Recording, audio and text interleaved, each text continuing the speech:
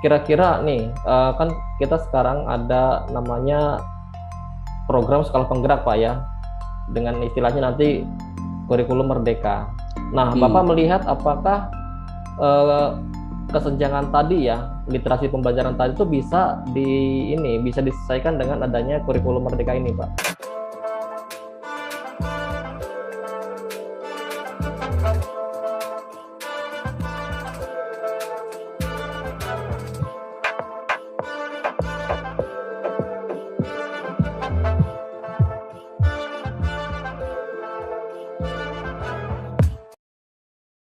Saya ikut dalam penyusunan kurikulum merdeka ya, yang CPC, khususnya yang CP Bahasa Indonesia.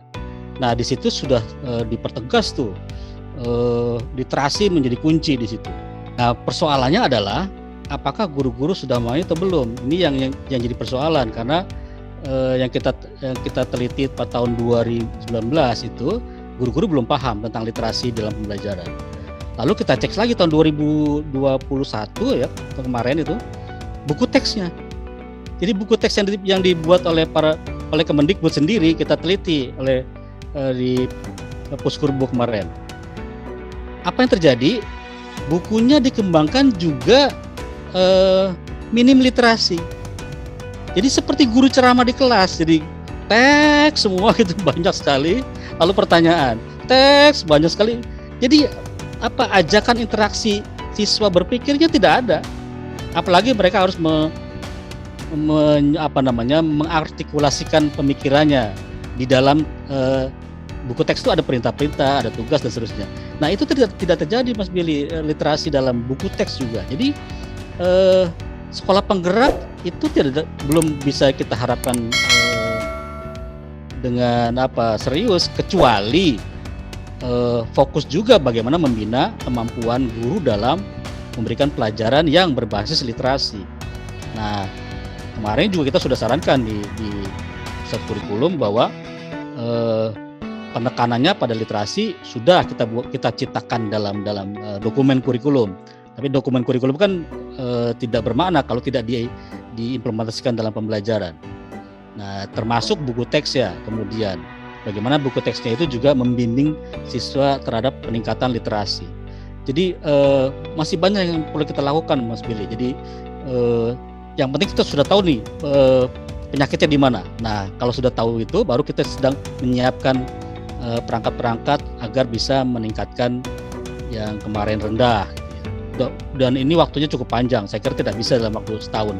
Kalau nggak salah bulan Mei ini PISA ada asesmen PISA juga nih, sekitar bulan Mei sampai Juni kalau nggak salah ya. Berarti kan ada problem ya ketika kurikulum merdeka ini berjalan, ternyata tadi kata Pak Agus, buku teks pelajarannya sendiri belum literasi gitu Pak ya. Iya.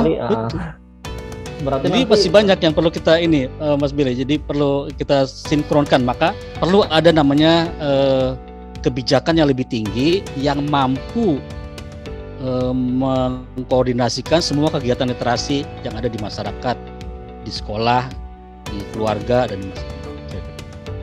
Nah, kalau kita lihat di buku sendiri Pak ya, itu kan berangkat dari standar nasional pendidikan Pak ya, SMP. Ada misalnya standar isi kan untuk KIKD-nya gitu, lagi sama SKL. Dan itu juga kan baru ya, dua standar ini kan baru Permendikbudnya gitu Pak ya. Mungkin nanti mestinya kan penulisan buku tersebut mengacu ke sana. Ya kan, pengembangan misalnya nanti indikator-indikatornya, contoh-contoh. Nah, apakah ini juga terpengaruh juga oleh penulis bukunya sendiri, Pak? Betul, sangat, karena penulis buku yang bisa menerjemahkan konsep literasi dalam buku teks itu harus paham juga. Kalau penulisnya nggak paham, tetap saja dia akan banyak bicara tentang informasi yang sifatnya pengetahuan tok, gitu ya, ke dalam buku teks atau memindahkan ceramah ke dalam buku teks. Nah, ini kan nggak terjadi literasi lagi di situ kalau hanya begitu. Sama dengan guru mengajar di kelas. Kalau buku teks juga sama. Jadi ini yang perlu kita segera berikan arahan kepada guru-guru dan para penulis buku supaya mampu mengembangkan buku-buku yang memang meningkatkan literasi. Yang kami teliti itu kemarin bukan buku bahasa Indonesia, bukan hanya buku bahasa Indonesia, tapi buku IPA, IPS, dan matematika. Minim literasinya, hingga kalau pencapaian PISA yang juga ada sains dan matematik rendah, ya karena proses pembelajarannya begitu. Jadi literasi itu menjadi dasar, menjadi fondasi dalam pembelajaran. Kalau literasi rendah, maka hasil belajar juga rendah. Di semua mata pelajaran, bukan hanya bahasa Indonesia. Iya. Ini kan nanti kurikulum merdeka ini ya PJPL Pak ya, pembelajaran berbasis proyek. Nah seandainya berarti kemungkinan kan buku-buku teks pelajaran yang sudah ada itu juga bukan PJPL lagi Pak ya, agak beda. Kalau tadi dikatakan tidak literasi karena dikatakan kurikulum merdeka ini itu literasi banget gitu Pak. Berarti belum selaras sama buku teksnya ya. Saya belum bisa menyatakan bahwa selaras banget dengan literasi, tapi kalau dokumennya sudah kita siapkan, itu pun yang hanya bahasa Indonesia. Yang mata pelajaran lain saya belum melihat ya. Artinya perlu ada namanya sinkronisasi antara kurikulum sebagai dokumen, lalu guru sebagai pelaksana pembelajaran. Ini dua hal yang berbeda. Bisa jadi dokumen itu tidak pernah terimplementasikan dengan baik oleh guru yang tidak paham literasi.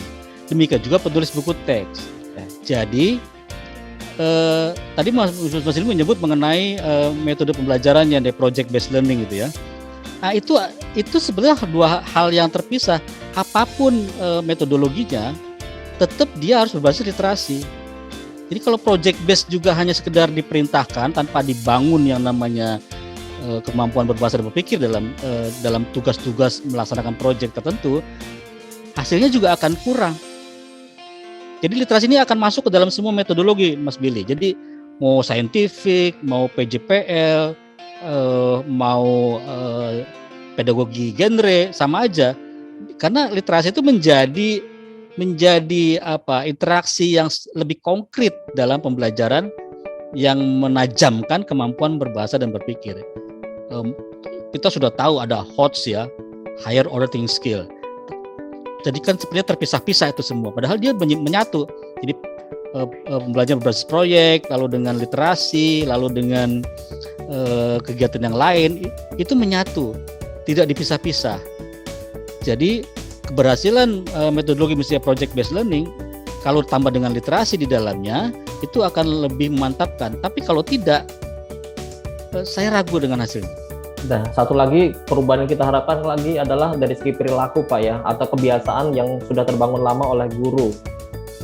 Saya sangat yakin orang yang literat itu adalah orang yang rajin baca dan menulis.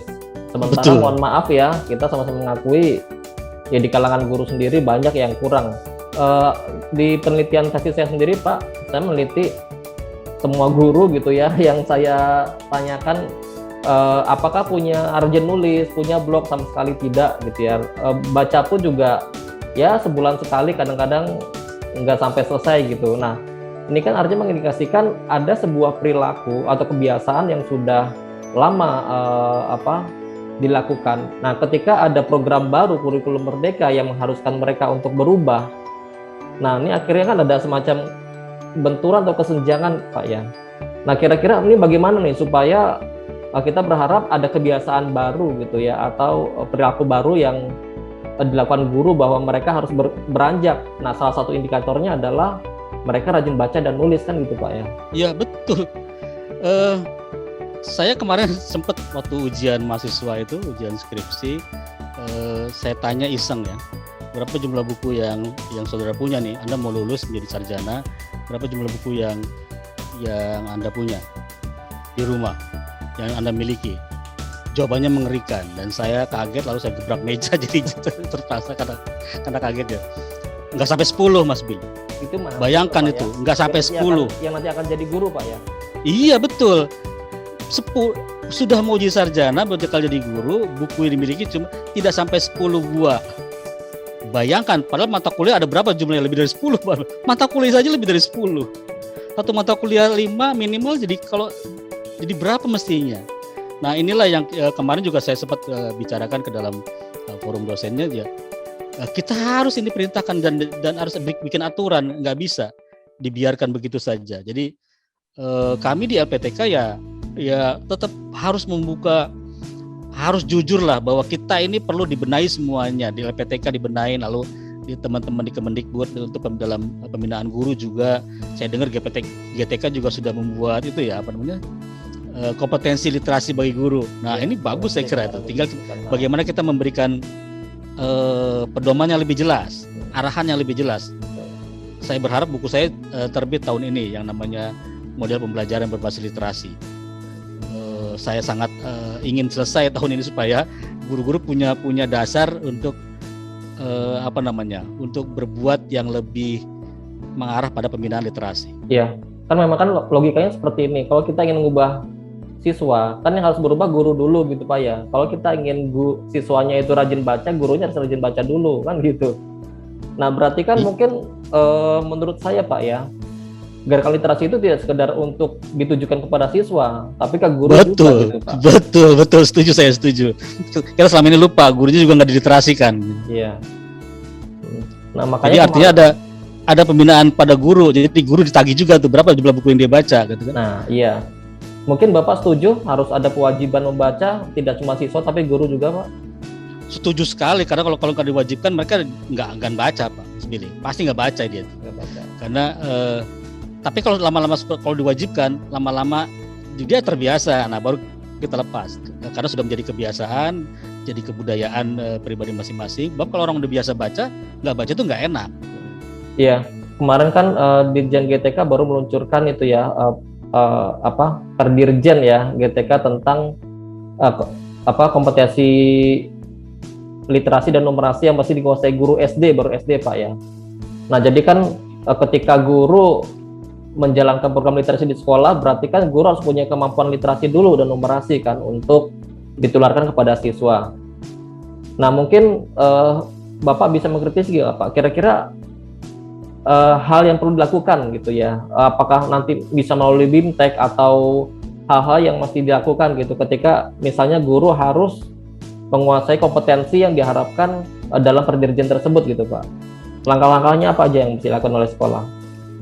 Ya, saya udah baca perdirjen tersebut bagus, artinya sudah mengarah pada pengetahuan sampai implementasi literasi di sekolah atau di kelas dalam pembelajaran, dan itu benar adanya. Jadi yang perlu kita lakukan adalah tahap berikutnya adalah bagaimana tadi saya katakan, bagaimana meningkatkan kompetensi guru dalam membelajarkan pelajarannya masing-masing, apakah dia pelajaran IPS, IPA atau apa saja, dengan penguatan pada literasinya.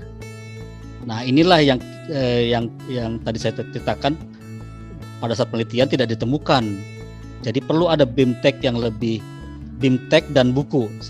Saya ada di PSK Perdirjen atau belum, saya sudah menyiapkan calon buku saya. Jadi calon buku bagaimana guru melakukan literasi dalam pembelajaran.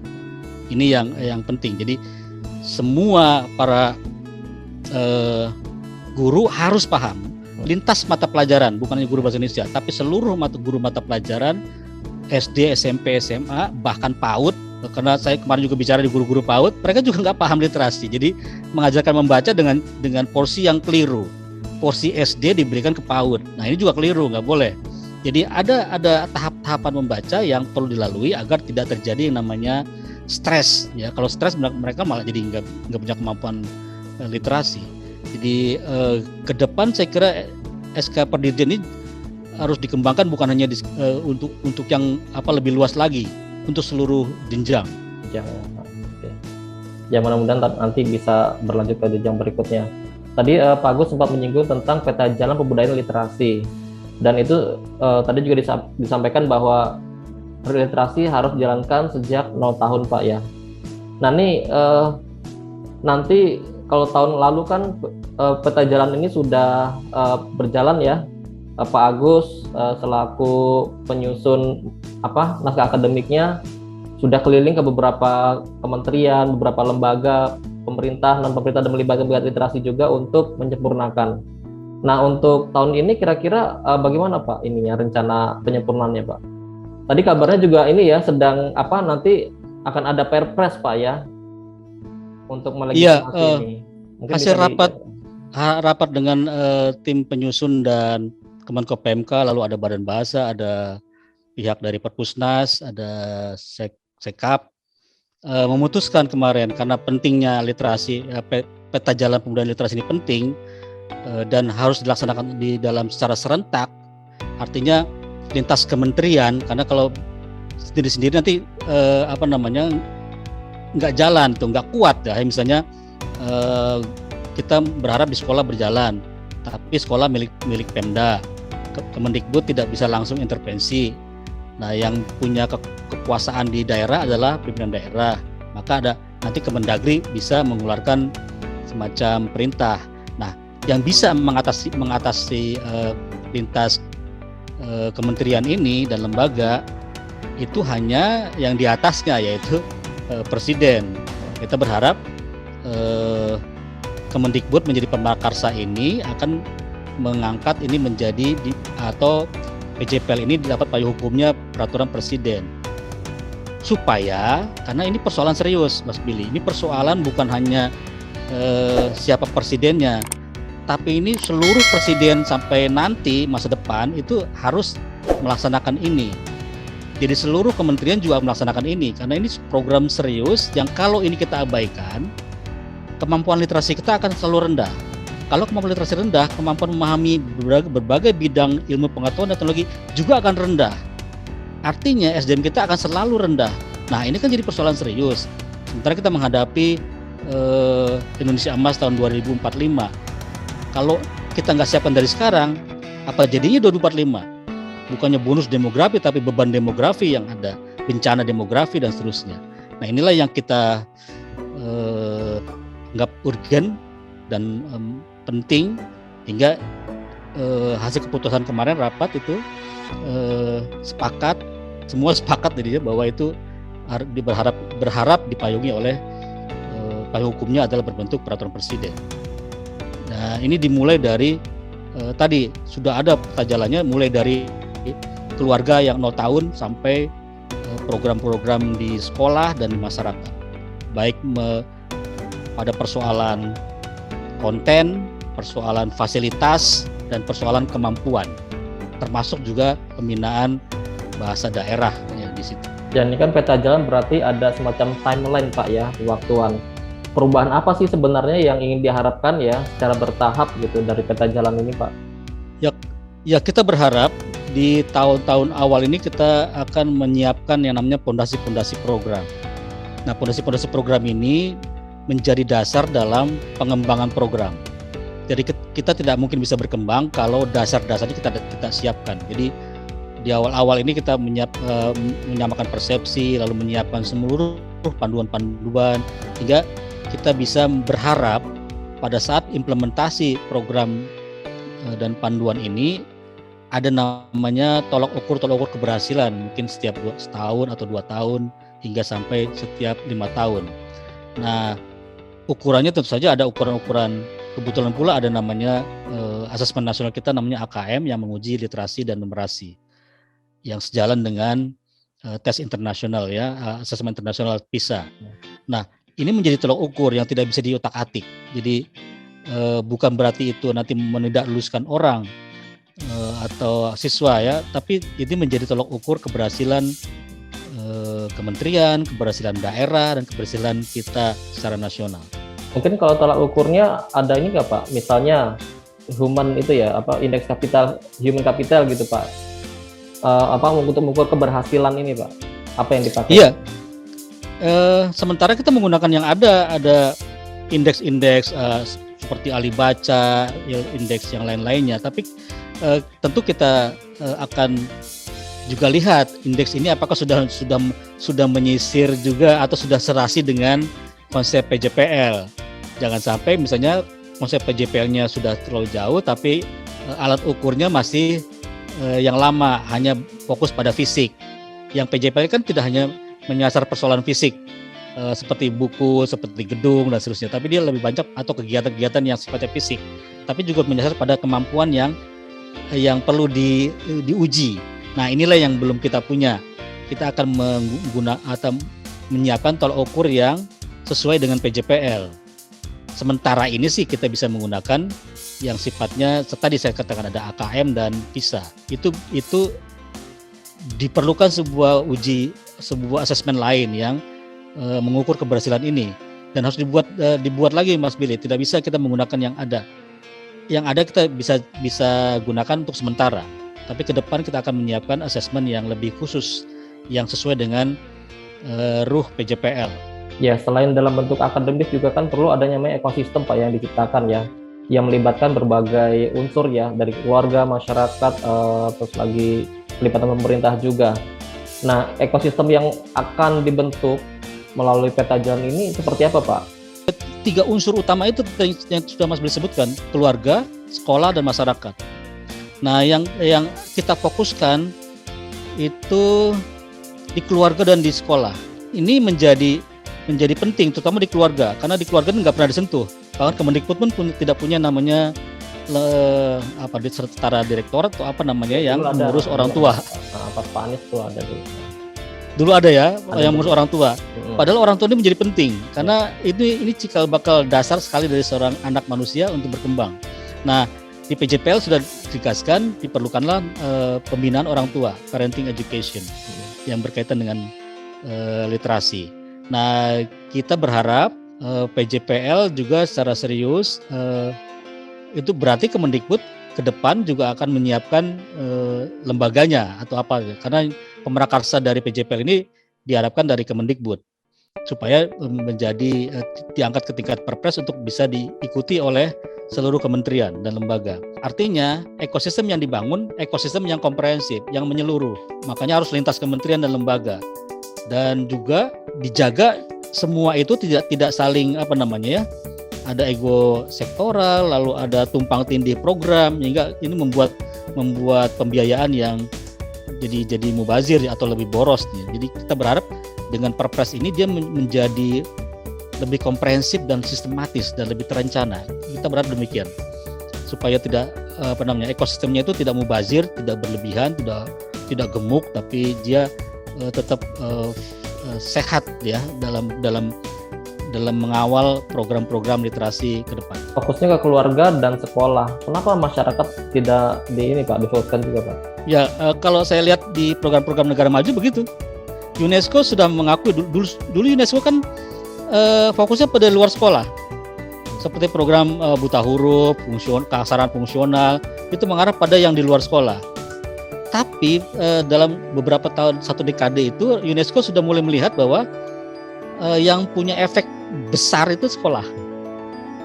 Dan ternyata benar bahwa efek sekolah ini menjadi kuat. Nah, mengapa tidak di masyarakat? Kalau di keluarga beres, terutama di keluarga, lalu ke PAUD, SD, dan mungkin sekitar SMP itu sudah bagus, maka itu tinggal melanjutkan saja SMA dan perguruan tinggi dan masyarakat menjadi lebih mudah karena dasar dari kemampuan literasi seluruh masyarakatnya di Indonesia ini sudah bagus. Jadi tidak ada lagi, saya sulit menemukan buku-buku tentang literasi di SMA di masyarakat, jarang ditemukan itu. Yang ada adalah dari keluarga, lalu sekolah-sekolah rendah, PAUD sampai SD. Jadi kalau ini benar kita kelola dengan baik, maka yang berikutnya menjadi mudah. Di masyarakat otomatis kalau dia sekolah udah terbiasa membaca, waktu naik kereta juga baca, waktu nunggu apapun juga membaca. Jadi bukannya yang lain-lain, itu kalau kita sudah berhasil di tingkat dasar. Demikian. Ya kan yang sudah ada kan Pak ya, di masyarakat itu ada maksud saya di pemerintah ya, ada kalau di perusahaan nasional GPMB, Gerakan Pembudayaan Gemar Membaca. Di Kemendikbud ada Gerakan Literasi Nasional.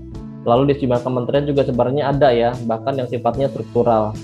Nah, apa yang diharapkan terhadap potensi yang sudah ada itu Pak, yang di lintas di KL itu, supaya peta jalan ini benar-benar berjalan secara efektif Pak?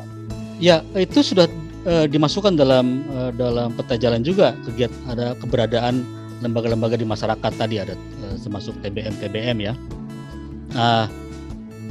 Berharap gerakan itu tetap ada dan lebih fokus pada pembinaan kemampuan. Saya contohkan begini, di masyarakat misalnya mereka buka gelar buku, mereka ada yang bawa mobil, bawa ada yang kuda, ada ya segala macam itu, bawa buku ke lokasi-lokasi tertentu, lalu menggelar buku. Apa yang selesai dengan begitu? Enggak. Jadi yang diperlukan adalah pembinaan bagaimana. Jadi saya kemarin ke Jogja, lalu saya dekati para petugas yang sedang nunggu buku-buku. Saya tanya, ada nggak anak yang diajak ngobrol waktu datang ke sini dengan petugas taman bacaan ini? Enggak Pak, anak-anak saya datang ke sini milih sendiri, segala macam sendiri. Jadi petugas itu sekedar menjaga buku. Iya, bawa buku. Nah, kita berharap petugas-petugas ini berubah menjadi fasilitator yang memudahkan, yang facilitate, ya, bisa memudahkan anak-anak. Kalau anak-anak sedang bengong mencari-cari kan didatangi, cari apa dek, cari dia nggak tahu, dia pasti nggak tahu dia baru datang kan, dia cari, oh kalau kamu sukanya apa, lalu diajak ngobrol, diajak berpikir, setelah itu ditunjukkanlah buku, jangan ditinggal, tetap ditemani, misalnya ada perlakuan. Nah, kamu sudah baca judulnya, apa kira-kira yang kamu ingin ketahui dari judul itu, dan seterusnya hingga terjadilah yang namanya pembelajaran literasi. Jadi kemampuan berbahasa dan berpikirnya jalan juga gitu sih. Jadi forum-forum ini bukan sekedar menyediakan, tapi juga menjadi pelayan pembimbing para yang datang gitu nih ya, yang datang ke taman bacaan dan lain-lainnya. Jadi di sekolah memperkuat kemampuan, di masyarakat meningkatkan pelayanan supaya interaksi ini menjadi lebih bagus lah ke depan. Dan saya bersyukur bahwa sudah ada gerakan-gerakan ini, tapi kita tinggal mobilisasi, kita perkuat, dan ini kita sudah sebutkan dalam peta jalan bahwa keberadaan yang sudah ada di masyarakat itu akan diperkuat dengan pemahaman program yang lebih bagus. Oke Pak Agus, terima kasih sekali, banyak sekali nih pemahaman hal-hal baru yang kita dapat ya dari acara ini. Kira-kira terakhir Pak Agus, apa sih harapan Pak Agus terhadap gerakan literasi terutama di tahun 2022 ini Pak? Kalau 2022 saya berharap ada semacam pembinaan guru yang lebih jelas, karena ini menjadi penting ya, terutama guru-guru PAUD, guru SD. Jadi tadi Perdirjen di SD sudah mengeluarkan dirjen, tapi itu bagus. Jadi perlu ada penanaman konsep-konsep yang konkret yang saya jelaskan tadi, supaya ini menjadi cikal bakal. Ini tahun ini saja yang diperlukan ini. Kalau itu jalan, maka ini menjadi batu pertama. Lalu kita bisa menyusun batu-batu berikutnya ke tempat yang lain. Kita berharap bahwa saya lebih fokus pada persekolahan, karena kalau untuk lebih mudah kita organize kalau yang di sekolah itu. Kalau di keluarga itu kan agak rumit ya, kita perlu hal-hal yang lebih dan kita juga butuh menyiapkan yang lebih serius, karena kita juga belum punya pedoman, panduan yang lain-lainnya dan belum kita bicarakan. Tapi sekolah kan sudah ada lembaganya, sudah ada pengelolanya, sudah ada mekanismenya dan segala macam. Kita tinggal menambah amunisi dan metodologi yang lain. Jadi lebih simple, lebih sederhana yang bisa kita lakukan secepat yang dalam waktu cepat ini. Saya kira itu Mas Billy, mudah-mudahan literasi kita selalu makin membaik, dan kita berharap kalau literasi bagus maka bangsa ini akan menjadi bangsa yang bermutu, karena SDM-nya bermutu. Nah, maka karena kita bisa mengelola kekayaan negara kita yang sangat kaya raya ini, hingga kita menjadi negara besar di kemudian hari. Satu lagi Pak, ini nanti sekitar Maret itu nanti akan keluar hasil asesmen nasional ya, rapor pendidikan dan profil pendidikan ya. Sekolah, satu pendidikan, dan Pemda itu punya rapornya masing-masing ya. Salah satunya kan dari hasil asesmen kompetensi minimum ya, literasi numerasi. Menurut Pak Agus, apa yang perlu dilakukan baik oleh pusat, oleh Pemda maupun satuan pendidikan untuk menyikapi hasil AN ini Pak? Oh iya, betul. Jadi saya sudah menduga hasilnya seperti apa kira-kira ya sama, nggak ada beda dengan PISA lah, nggak beda dengan UKBE dan yang lain-lainnya. Artinya itu memberikan sebuah sinyal pada pimpinan daerah harus serius dalam menggarap pendidikan. Nah, kebetulan kan di GLS ada TPLD ya. Iya, tim pendamping literasi daerah.